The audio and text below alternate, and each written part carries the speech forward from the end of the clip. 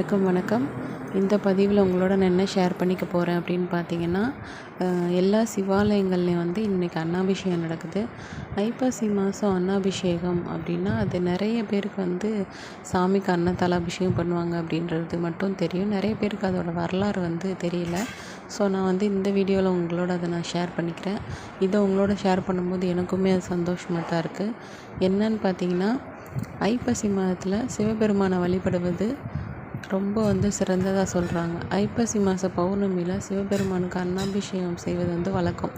இந்த மாதத்தில் செய்கிற அன்னாபிஷேகத்துக்கு தேவையான காய்கறிகள், அரிசி இதை வந்து நீங்கள் கோயிலுக்கு தானமாக கொடுத்தீங்கன்னா அது அவ்வளோ நல்லது. வீட்டில் எப்போவுமே உணவு பஞ்சம் வராது அப்படின்னு சொல்லுவாங்க.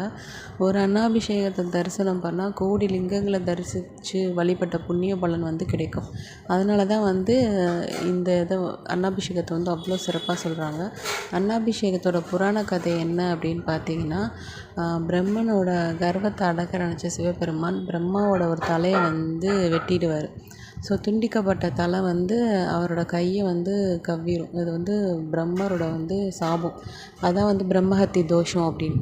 சிவபெருமான் வந்து தன்னோட சுயத்தை இழந்து கையை கவ்விக்கிட்ட அந்த பிரம்மத்தோட கபாலத்தை வச்சு அப்படியே அலைஞ்சிட்டே இருப்பார். என்ன பண்ணியும் அந்த பாத்திரம் நம்பாது.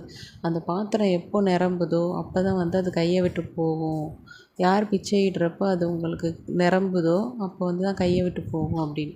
ஸோ அவரும் எல்லார்கிட்டையும் பிக்ஷாந்தேகின்னு கேட்பார். அது வந்து போகாது. ஸோ சிவபெருமான் வந்து காசிக்கு போகும்போது அன்னபூரணி வந்து அன்னம் போடுறதாகவும் அவங்களோட அன்பில் வந்து அந்த கபாலம் வந்து ஒரே நாளில் வந்து வெள்ளை நிற பனி படர்ந்த கைலை மலை உறைபவனே, மஞ்சள் நிற கொன்றை பூக்களை சிகையில் சூடியவனே, வெண்மையான பிறைமதியை ஜடாமுடியில் அணிந்தவனே, பச்சை நிற பாகீரதியை சிகையில் அடக்கி பூமியில் விழ வைத்தவனே, செக்கச் சிவந்த மேனியில் கோதுமை நிற நாகங்களை ஆபரணமாக அணிந்தவனே, வெண்மையான திருநீரை பூசி பவள நிற மேனியில் கொண்டவனே, மஞ்சள் நிற புலித்தோலை இடையில் அணிந்தவனே, சிவந்த அக்கினியை கையில் ஏந்தியவனே, ஐப்பசி மாத பௌர்ணமியில் தூய வெள்ளை நிறை அன்னாபிஷேகம் காண அருள் செய்தாயே அப்படின்னு சொல்லி சிவபெருமானை வந்து கோயிலில் போய் வணங்குறது வந்து நல்லது.